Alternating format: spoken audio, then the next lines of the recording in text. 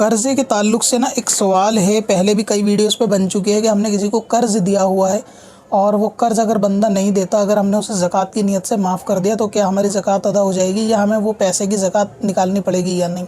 جو جتنے سال اس پہ قرض تھا۔ لیکن ان کا سوال یہ ہے کہ جس شخص کو قرض دیا وہ شخص شرعی فقیر ہے، یعنی آلریڈی وہ مسکین ہے، اس کے پاس پیسے نہیں ہیں اور اس کو جو ہے نا قرض دے رکھا ہے۔ اب اگر اس قرض کو معاف کر دیا تو اتنے سالوں کی اس کو زکوٰۃ معاف کرنے والے کو دینی ہوگی یا نہیں۔ تو اگر کسی شرعی فقیر کے اوپر آپ کا قرض تھا اور قرض کو کافی سال ہو گئے اور اب اندازہ بھی نہیں ہے کہ وہ بندہ دے سکے گا، یا اس کی حالت ایسی نہیں ہے،